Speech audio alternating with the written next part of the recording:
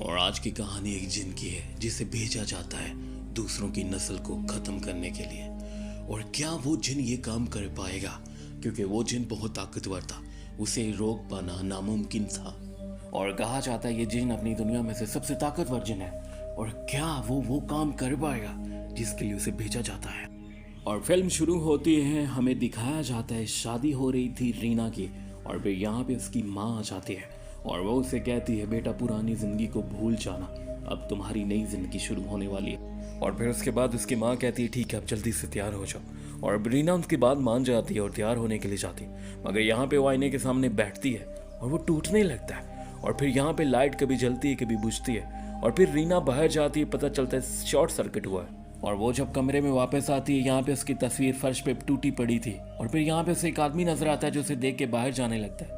अब रीना जब बाहर आती है तो यहाँ पे उसे पाँव के निशान नजर आते हैं, और यहाँ पे गुस्ल का पानी रखा गया था। और रीना जब उसके पास जाती है तो उसने देखा उसके अंदर से एक मरा हुआ चूहा तैर रहा था, मगर ये शादी के लिए अच्छा शुगन नहीं था। खैर फिर भी शादी हो जाती है। और अब हमें यहाँ पे रीना और उसका हस्बैंड दिखाया जाता है। उनकी शादी को 7 महीने गुजर चुके थे, और आज उनके लिए और भी खुशी का दिन था क्योंकि उसके खामन का प्रमोशन हुआ था और कंपनी ने उसे नया घर दिया था। और ये दोनों एक दूसरे के साथ बहुत खुश थे, इनकी बहुत बनती थी।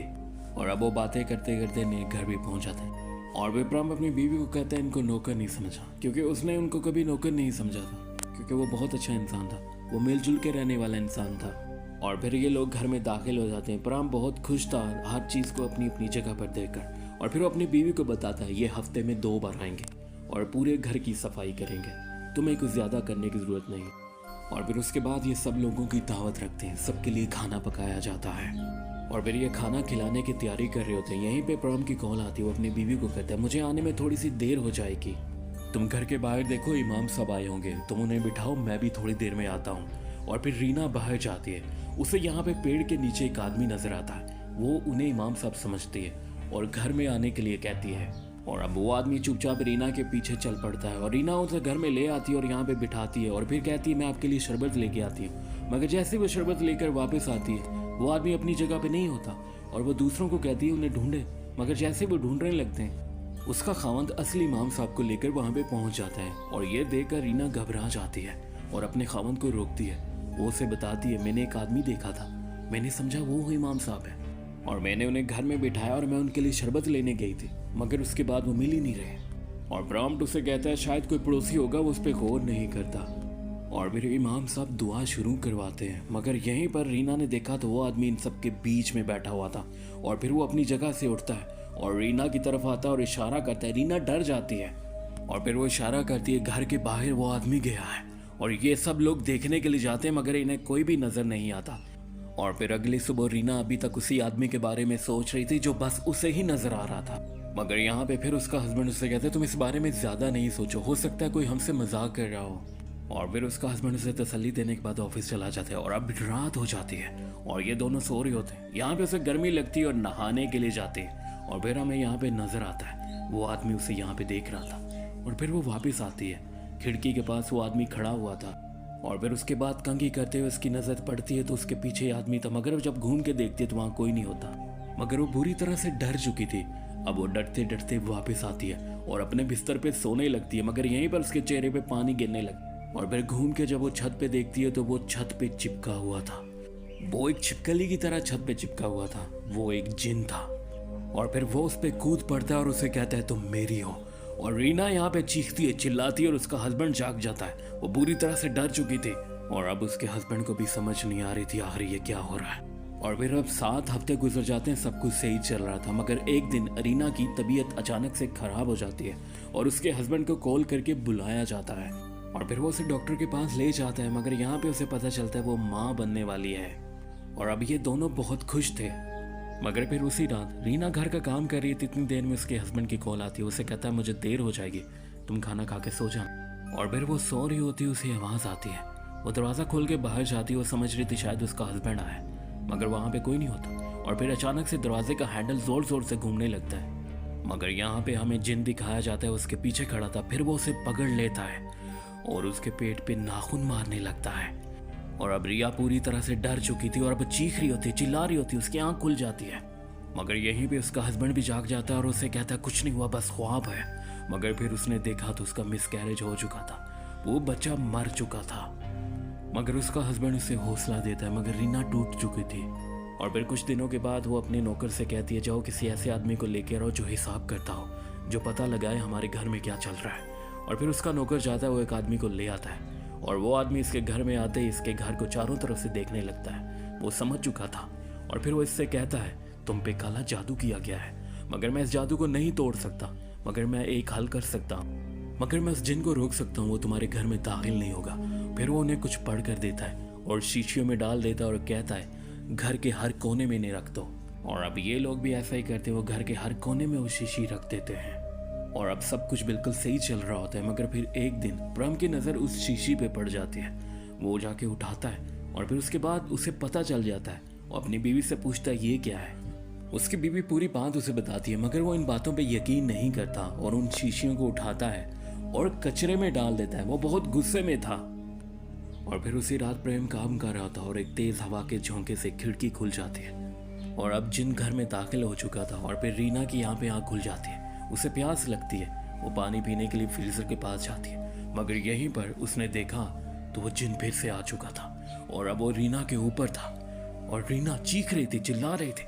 और फिर बड़ी मुश्किल से वो वहाँ से भागती है और अपने खामंद के पास आती है, उसे जगा देती है। और यहाँ पे उसका खामंद भी पहली दफ़ा उस जिन को देखता है, वो भी उसे देख के डर जाता है। और अब उसका खामंद घर के बाहर जाता है और यहाँ पे वो जिन गायब हो जाता है। और अगले दिन उसी बाबा को फिर से बुलाया जाता है और वो इन्हें बताता है ये काला जादू तुम पे इसलिए किया गया है तुम्हारी नस्ल आगे ना बढ़ पाए, और इस जादू के रहते तुम कभी माँ नहीं बन सकती। और इस जादू से पीछा छुड़ाने के बस दो ही रास्ते हैं, या तो वो आदमी जिसने जादू किया है वो मर जाए, या फिर दूसरा ये जिसने जादू किया होगा उसके घर पे भी ऐसी एक हांडी होगी। और तुम लोग याद करो तुम्हारी दुश्मनी किससे है, कौन तुमसे इतनी नफरत करता है। और अब ये बात सुन के रीना वहाँ से खड़ी हो जाती है और बाहर आ जाती है। और फिर उसके हस्बैंड को पता चलता है कोई ना कोई बात है। और फिर यहाँ पे रीना उसे बताती है हमारी शादी से पहले मैं एक लड़के को 6 महीने से डेट कर रही थी, मगर जब उसे पता चला मैं शादी तुमसे करने वाली हूँ, उसने मुझे धमकी दी थी। उसने कहा था मैं तुम्हें देख लूँगा, मैं तुम्हारी ज़िंदगी बर्बाद कर दूंगा। और अब रिया अपने सभी फ्रेंड्स को कॉल करती है और उस आदमी का पता करती है। और फिर यहीं पर उसे पता चल जाता है वो अपनी बहन के घर है। और फिर यहीं पर उसकी माँ भी आ जाती है। और फिर दूसरी तरफ बाबा और उसका हस्बैंड यूटी के घर पे पहुंच जाते हैं, यूटी वही लड़का। और फिर यहाँ पे पता चलता है, उसकी बहन बताती है वो तो 6 महीने पहले ही मर चुका है। और फिर बाबा ने कहा अगर ये जादू उस आदमी ने किया होता तो ये जादू टूट गया होता, क्योंकि वो आदमी मर चुका है, मगर ये जादू अभी भी है। और फिर उसके बाद ये वापस आ जाते हैं और इन दोनों की जिंदगी फिर से चलने लगती है। और एक बार फिर रिया माँ बनने वाली होती है, उसकी डिलीवरी का वक्त करीब होता है और यहीं पर वो जिन फिर से आ जाता है और घर के सारे दरवाजे बंद हो जाते हैं। और यहाँ पे वो जिन उसे पकड़ लेता है और उसे कहता है ये बच्चा कभी भी जिंदा पैदा नहीं होगा। मगर यहीं पे उसका हस्बैंड व दूसरा आदमी भी आ जाते हैं और घर के दरवाजे खुल जाते हैं। और अब वो अपने कलाम से उस जिन को अपने वश में कर लेता है और वो हुक्म देता है तुम यहाँ से चले जाओ। और फिर वो जिन वहाँ से चला जाता है और इनके घर में बच्चा पैदा हो जाता है, इनके घर में बच्ची पैदा होती है। मगर यहीं पर वो आदमी उनसे कहता है ये बच्ची दूसरे बच्चों की तरह नहीं होगी, इसके ऊपर उस जिन का साया होगा तब तक जब तक ये जादू टूट नहीं जाता। और यहीं पर वो आदमी उससे कहता है ये बच्ची जब 7 साल की हो जाएगी वो जिन दोबारा आएगा और वो उसे अपनी दुनिया में ले जाने की कोशिश करेगा। और ये बात सुनने के बाद रिया और उसका हस्बैंड पूरी तरह से टूट जाते हैं। और फिर हमें दिखाया जाता है 7 साल गुजर चुके हैं, आज उस बच्ची का बर्थडे था और फिर ये लोग जानते थे और इसीलिए इन्होंने सब लोगों को बुलाया था, क्योंकि वो बच्ची 7 साल की हो चुकी है और आज वो जिन आएगा। और फिर यहाँ पे ये सब लोग मिलकर दुआ करते हैं, मगर इतनी देर में वो जिन यहाँ पे आ जाता है और अब वो देखते ही देखते यहाँ पे कुछ लोगों को मार देता है। मगर यहाँ पे एक और बाबा आए थे, वो बहुत ताकतवर थे, वो उसे अपने काबू में कर लेते हैं। इससे पहले वो वहाँ से भाग जाता है और सब कुछ नॉर्मल हो जाता है। और अब उस जिन के वहाँ से जाने के बाद वो बाबा रिया और उसके हस्बैंड से कहता है तुम दोनों में से कोई झूठ बोल रहा है। और फिर यहाँ पे रिया का हस्बैंड उसे बताता है ये मेरी गलती है। और वो उसे बताता है मैं एक लड़की से प्यार करता था, मैंने उसे धोखा दिया, मैंने उसे छोड़ दिया, पर उसने मुझे कहा था मैं तुम्हारी ज़िंदगी बर्बाद कर दूंगी। और फिर उसके बाद वो अपनी बीवी से माफ़ी मांगता है, वो उसे माफ़ कर देती है। और फिर उसके बाद वो बाबा को लेकर उसी लड़की को ढूंढने के लिए जाता है।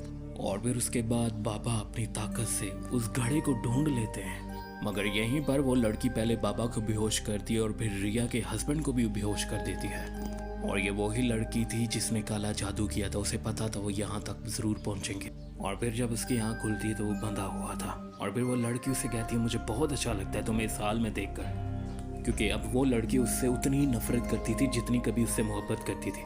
और फिर यहाँ पे वो लड़की उस बाबा को मारने वाली थी, मगर वो उसे धक्का देता है और वो गिर जाती है।